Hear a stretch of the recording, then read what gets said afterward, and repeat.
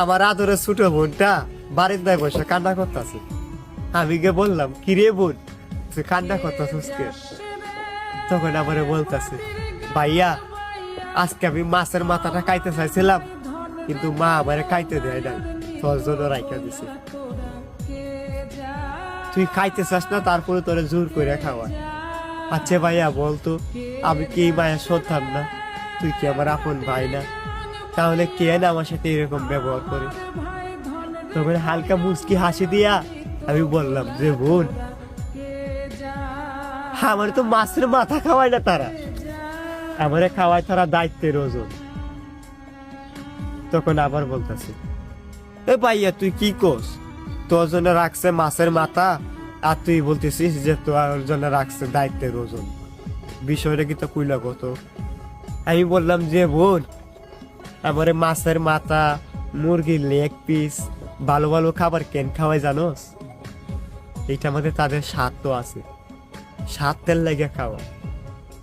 আমারে ভালো ভালো জিনিসগুলা খাওয়া, আমার শরীর স্বাস্থ্য যেন সুস্থ থাকে, আমি যেন বেশি বেশি করে কাজ কাম করতে পারি, আমি যেন সংসারের দায়িত্বটা ভালো করে পালন করতে পারি, তোমাদের চাহিদা যেন আমি ভালো করে পূরণ করতে পারি। এর জন্য তারা আমারে মাছের মাথাটা খাইতে দিই। এই মাছের মাথার ভিতরে লুকিয়ে থাকে হাজারো স্বার্থ।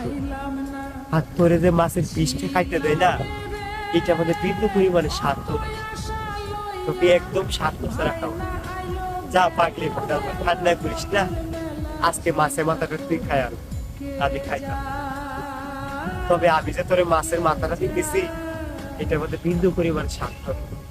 একজন ভাই তার বোনকে দিতেছে। জানিস বোন, এই দুনিয়াতে পুরুষকে কেউ ভালোবাসে না স্বার্থ ছাড়া।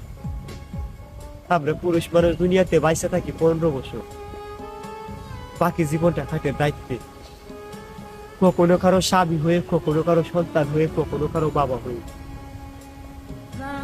ডাক্তার কাছে হেরে যায় হাজারো স্বপ্ন।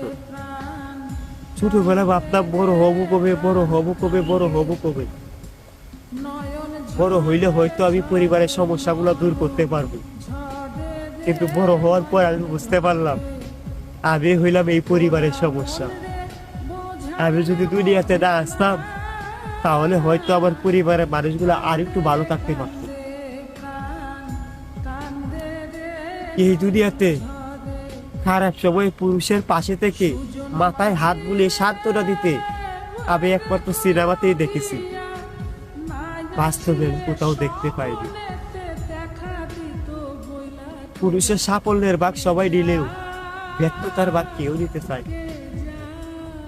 আমি পুরুষ মানুষ হয়ে জন্ম নিয়ে আজন্মের পাপ করছি। এই দুনিয়াতে হাজার হাজার লক্ষ লক্ষ পুরুষ হয়ে জন্ম দিচ্ছে, কিন্তু কেউ ভালো পুরুষ হয়ে উঠতে পারে নাই। এই যে পুরুষের সাফল্যের ভাগ সবাই নিলেও ব্যর্থতার ভাগ কেউ নিতে চায় না।